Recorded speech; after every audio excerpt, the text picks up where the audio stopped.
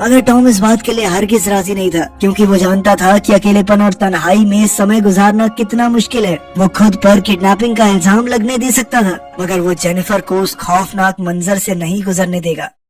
उधर दोक्यू ने घर पर देखा कि उसकी बेटी भाग गई थी। उसने जेनिफर के फोन पर लकड़ी के घर और टॉम की तस्वीर देखकर हिसाब लगाया कि वो जंगल में ही होगी। अब दोक्यू रात को चुपके से उस घर में पहुंचा और अचानक टॉम पर हमला बोल दिया। उसने जेनिफर को घर वापस ले जाने की कोशिश की, पर टॉम ने उसे एक ही बार में बेहोश कर दिया और जेनिफर के साथ फरार हो गया। फिर अगले दिन पुलिस ने जंगल वाले घर की तलाशी ली और उन्होंने हिसाब लगाया कि किडनैपर खुद को टॉम बताकर जेनिफर को धोखा दे रहा है। इधर जेनिफर और टॉम के भागने की खबर टीवी पर फैल चुकी थी और जल्द ही पुलिस ने उन दोनों को ढूंढ निकाला। पुलिस तेजी से उनका पीछा कर रही थी कि आखिरकार जेनिफर ने टॉम को बचाने के लिए खुद को पुलिस के हवाले कर दिया। जाने से पहले जेनिफर ने टॉम को सुरंग पर मिलने को कहा। बाद में डिटेक्टिव आहान ने जेनिफर को समझाने की कोशिश की कि ये किडनैपर तुम्हें झूठ बोल रहा है, पर जेनिफर ने उस पर विश्वास नहीं किया। फिर उसने बाथरूम जाने का बहाना बनाया और पुलिस को चकमा देकर जंगल की ओर भाग निकली। जब वो सुरंग में पहुंची तो वो चमचमाता अंडा बाहर ले आई और उसे टॉम के हाथ में रख दिया, मगर अब टॉम ने इसे लौटाने से मना कर दिया,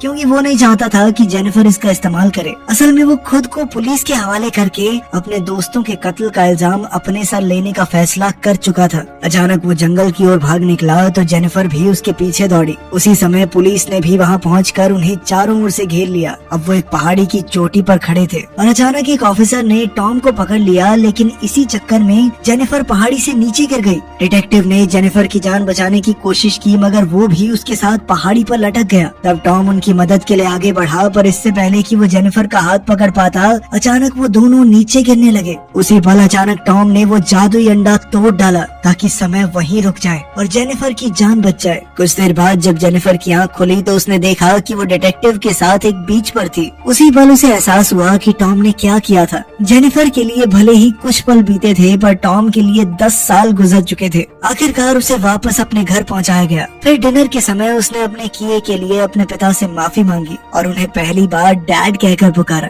बाद में डिटेक्टिव आहान ने जेनिफर से पूछा कि पहाड़ी से गिरने के बाद वो जिंदा कैसे बचे। जेनिफर ने कोई जवाब नहीं दिया, पर डिटेक्टिव को एहसास हो गया कि जेनिफर शुरुआत से सच ही बोल रही थी। डिटेक्टिव ने उसे कहा कि उसे मीडिया को झूठी गवाही देनी होगी कि किडनैपर ने उसे झूठ बोलकर बहलाया फुसलाया था, क्योंकि लोग किडनैपर के साथ साथ जेनिफर के ऊपर भी दोनों बच्चों को मारने का इल्जाम लगा रहे थे और ये झूठी गवाही देकर वो इन इल्जामों से बच सकती थी। आखिरकार जेनिफर की कहानी खत्म हुई। इतनी अद्भुत कहानी सुनकर साइकियाट्रिस्ट के होश उड़ गए और उसने कहा कि वो इस पर किताब लिखना चाहती है। कुछ महीनों बाद हम देखते हैं कि जेनिफर हाई स्कूल के लिए